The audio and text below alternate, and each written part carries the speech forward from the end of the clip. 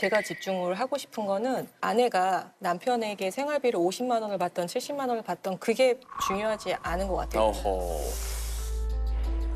결국에 가정이라는 건 되게 고루한 말이지만 경제 공동체거든요. 그래서 누구의 소득을 그 둘이 공개를 한다 안 한다 이거는 서로 잘잘못의 문제는 아니고요. 누가 한 명이 원하면 그걸 들어줘야 되는 거예요. 왜냐하면 갈등이 생기니까 그거에 대해서. 근데 부인은 계속 남편이 정확히 얼마를 벌어서 얼마를 주는지 모르는 것에 대해서 신뢰관계를 잃고 그것에 대해서 계속 불만이신 것 같아요. 맞아요. 그렇죠? 네. 네. 얼마를 주든 상관은 네, 없는데 그렇죠? 네. 본인 소득은 뻔하니까 다 이제 자기는 공개해도 상관이 없고 남편은 사실 근데 거기에 관심이 없어요. 왜? 네. 내가 70만 원을 주던 100만 원 주던 이 가정은 잘 유지되고 있으니까. 이런 게 문제 사실은 같거든요, 저는.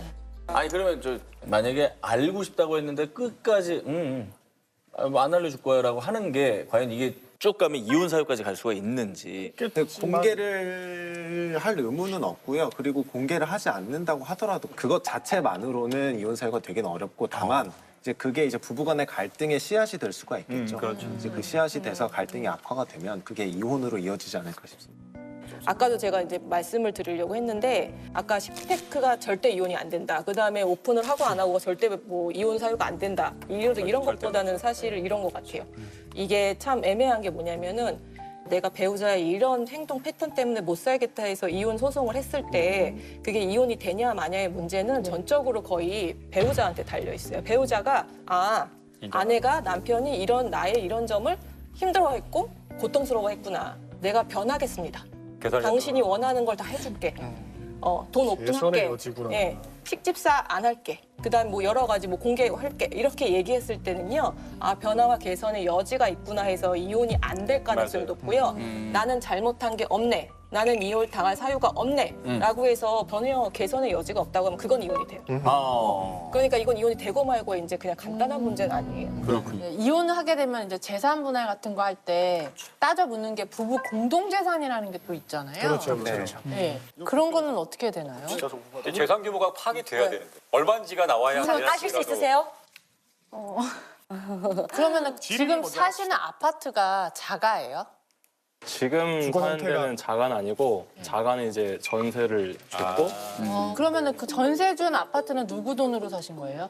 제 돈으로 이제 그 프로골퍼로 활동하시면서 번 돈으로. 그 돈도 일부 있고 네. 이제 같이 결혼하면서 처음에 이제 계약금 하고 해야 되니까 네. 와이프 돈도 같이 어느 정도 일정 부분 들어갔고 있어요. 그런데 명의는 본인 명의로 하신 거예요? 네. 그거는 아내분도 동의를 하신 거고? 네. 그럼 아내분의 돈은 몇 프로 정도 들어갔나요? 100% 중에. 50% 정도 들어간 것 같아요. 50%가 들어갔는데 명의를 본인 명의로만 하신 거예요? 반반으로 네. 그럼 만약에 이혼을 하게 돼요. 그러면 그게 명의랑 상관없이 반반씩 그 내가 들어간 돈을 다시 찾을 수 있을까? 집을 팔아서? 이혼 처음에 이제 부동산을 취득할 때 네. 반반씩 부담을 했다면 네. 그거는 부부의 공동재산으로 들어가거든요. 네, 명의와 명의랑 상관이 상관없이. 없습니다. 입증만 되면 그래서 기여를 근데 이혼할 때 재산 분할이 문제가 되면서는 누구의 명의든 상관없이 기여분에 따라서 나누는 건 맞는데 사실 결혼 생활 중에는 명의자 거예요, 부동산은. 부부라고 해도. 그래서 남편 명의로 되어 있어. 남편이 팔아. 아내 동의 받지 않고. 내 거지. 팔 수 있는 거거든요. 그럼요. 그러니까 그 명의자는 되게 중요해요. 근데 사람들이 그거를 헷갈려. 그러니까 부부니까 공유지. 그러니까 네가 못 팔지라고 생각을 하는데 그러니까 명의자가 팔아서 처분해버리면 그만인 거죠. 그쵸? 개인 재산. 네. 그건 이제 공유라는 거는 이혼을 할 때 재산 분할을 하면서 이제 문제가 되는 거지 혼인 중에는 그냥 명의자가 처분할 수 있는 거거든요. 우리 저 나라 씨가 굉장히 예리한 질문. 네, 궁금한 게 있어, 진짜로. 유일하게 기혼자이신 우리 노변하고 신변은 그 자기 번 돈을 어떻게 관리하고 계세요? 남편 입장. 아니 저는 뭐 다 오픈할 수 있어요. 왜냐면 저는 오픈이 돼 있어요. 저는 외벌이기 때문에 사실 제 관리예요. 비자금이 있어요. 비자금? 아니 뭐 제가 갖고 있는 게 다 비자금이죠. 본인이 관리를 하니까. 내가 본인이 관리. 왜냐면 본인이 쓰고 싶은 만큼 쓰고 저는 거기다 카드 거 메꿔주면 되니까. 노변. 네, 노변은요? 저 같은 경우는 맞벌이인데 네. 처음에 결혼할 때 좀 합의를 해서 생활비 통장을 만들고 거기에 얼마씩 신세대네. 넣고 나머지 재산은 합리적이네. 각자 관리하자. 근데 대략의 재산은 알아요. 네. 그런데 그거에 대해서 서로 뭐 특별히 뭐라 하지 않습니다. 생활비 통장에 공동으로 똑같이 넣습니까? 처음에는 똑같이 넣었다가 네. 점점 제가 늘어나고 있더라고요. 그래서 불만이에요? 아니요, 너무 행복합니다. 가족을 행복하게 할 수 있어서 너무 행복해요. 아, 생각을 하고 대답을 해야지. 뭐 저 지금 눈을 살짝 봤는데 이경규 씨인 줄 알았는데 눈을 너무 돌려. 양옆으로가 너무 돌려. 그 요즘에는요 젊으신 남녀들이 결혼을 하면서 서로의 소득을 오픈하지 않고 각자 관리를 하면서 공동생활비를 얼마씩 부담하자 이런 식으로 약속을 하는 사람들 되게 많아요. 이것 때문에 이제 상담 오시는 분들 중에서 이제 아내가 온 거예요. 그래서 남편이 갖다가 꼬투리 잡는다는 거예요. 공동생활비 카드에서 왜 마트에서 네 생리대를 왜 샀냐? 아, 여성용품. 여성용품 자기 거 샀다고 그러면서 6,300원 다시 넣어놔. 어머. 부부끼리 그런 얘기를 한다고? 1,300원. 1,300원 다시 넣어놔. 네 거니까. 공동 비용이 아, 아니야. 너무 정없다. 이런 것 때문에 빈정이 상해서 못 살겠다고 오시는 분들이 정말 많아요. 어허. 아니 그러면 저 결혼 생활 중에 만약에 네네. 수입을 따로 별도로 관리를 했다면 관리했던 통장에 대해서는 이혼할 때 각자의 수입으로 인정을 받는 건지 아니면은 이것도 부부의 공동 재산인가요? 궁금하다. 당연히 공동 재산이죠. 공동재산이죠? 각자 다르게 관리했는데. 그렇죠. 그것은 소유와 관리의 문제는 구분되는 것입니다. 그러니까 이 공동 재산이다라는 것은 이게 부부의 공동의 노력과 기여로 형성되었다, 부부의 공동의 노력으로 유지되었다라는 것이고 그것을 누가 관리하고 있었든지 간에 지금 문제가 되는 건 이혼 시의 공동 재산이잖아요. 이혼 시에는 합쳐서 합산해서 나눠 가지게 됩니다. 네. 다만 부부의 것이긴 한데 누구 것이 불분명한 경우에는 공동재산으로 추정될 뿐이고 만약에 그 재산이 나중에 투교재산이라는 점이 밝혀지면 투기자산으로 분류되는. 참 이거 구분하는 게 진짜 어렵죠. 애매한. 그럼 어떻게 밝혀? 자 일단은 이거 한번 좀 짚고 넘어가겠습니다. 비상금의 경우에 모은 사람의 소유인지 비상금? 아니면 경제권을 갖고 있었던 사람의 소유인지 논란이다. 어떻게 되는 겁니까? 이거 이거는 진짜 인정해주자. 비상금은 인정해주자. 이거는 그냥 주자 줘. 그래, 아, 진짜. 모은 사람 노력을 좀 봐주죠. 아니, 얼마나 노력했겠어. 안 뭐 해주려고. 심정적으로 그러실 수 있겠지만 그 비상금이란 게 결국 어디서 나온 겁니까? 공동 부부 공동 재산에서 빼서 모은 거잖아요. 근데 이거 두 가지 나눠봐야 될 것 같아요. 예전에 저희 법원에 있을 때 네. 급여 중에 현금으로 나오는 게 있었어요. 그러니까 이거는 남편들끼리 몰래 이거 우리 용돈을 많이 쓰겠다고 비축해놓은 하셨군요. 돈인데 네. 그러니까 이건 사실 급여의 일종이잖아요. 진짜 이런 비상금 것들이 뛰겠다. 쌓이면 사실 큰 돈이 돼서 이거는 사실은 공동재산으로 해가지고 해야 될 것 같은데 예를 들면 이거예요. 한 달에 용돈을 30만 원씩 받아. 근데 내가 진짜 커피도 안 마시고 담배도 끊고 뭐 해가지고 마련해가지고 10만 원씩 모아가지고 따로 해놨단 말이에요. 근데 이게 갑자기 걸렸어. 야 이거 구공동재산이니까 토해내. 진짜 안타까우신 표정이다. 굉장히 억울하거든요. 진짜 싫은 표정이시다. 이거 굉장히 이건 논란이 경험담이야, 경험담.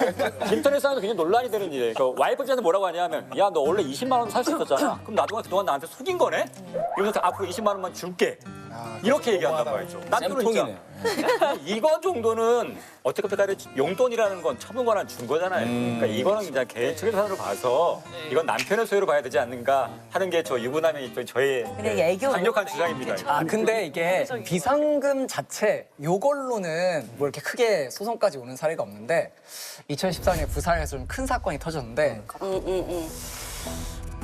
비상금을 남편이 받았어요. 매달. 받는데 이 남편의 취미가 뭐냐? 로또를 사는 거예요. 아 이거 알아 맞아. 당첨됐어. 로또가 돼버렸네. 어머머머. 돼버렸어. 이렇게 되니까 어떻게 되는? 돈이 생기면 보통 이혼하시고. 바로 약간 이혼 아 무상인데 이거 실제 상황에서 봤어 맞아. 이게 실제 상황이에요. 이혼을 했어요. 그래서 결국엔 이거죠. 로또 당첨금 나눠야 되냐 말아야 되냐 붙었죠. 어떻게 했어요? 정말 이 가정보험 판사님이 정말 고심하다가 네. 결국 뭐냐 기여도다.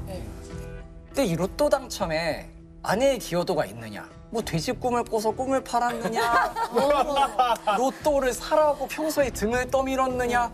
그냥 왜 그런 되지도 않을 걸 사? 평소에 구박만 했다. 아이고야. 그래서 애가 기여도가 없지 않냐? 그래가지고 그래서 그냥 로또는 분할 대상에서 빠졌습니다. 이거 완전 판례가 있네요, 그러면. 아 그럼요. 근데 부인이 만약에 매주 로또를 사라고 했으면은 기여도가 있네? 예 그렇게 하세요 앞으로 매일 이제 좋은 거 꾸면 항상 말씀하시고 녹음해놔야겠네요. 어떻게 될지 모르니까 왜 팁들이 많네요 오늘. 그러게요. 방출 대방출 하세요.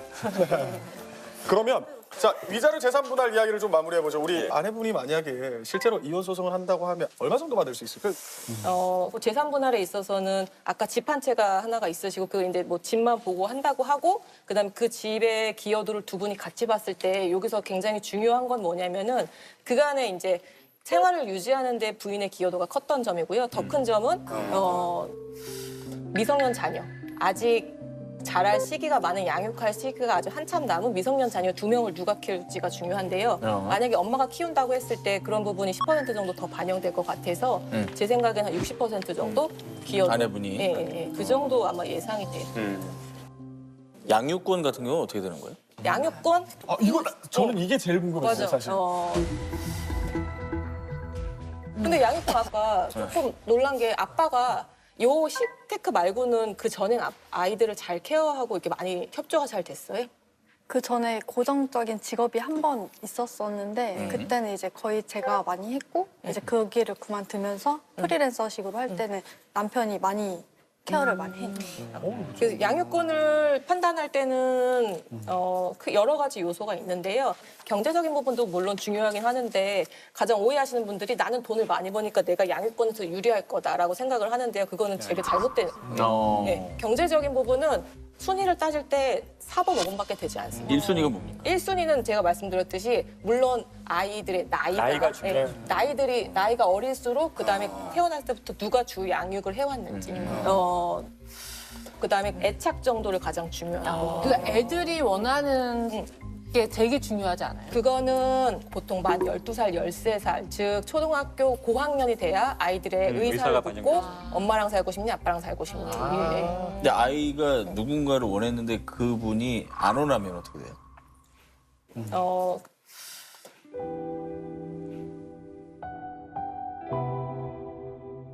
이렇게 슬픈 질문을 해요. 둘 다 키우지 않겠다고 하는 젊은 친구. 그러니까 이런 거 진짜 많아요, 진짜 많아요. 그거 어떻게 해야 돼요? 어떻게 해요? 그러면은 법원에서 가사조사 같은 걸 실시를 해서 한 명을 설득을 해요. 하죠, 그렇죠.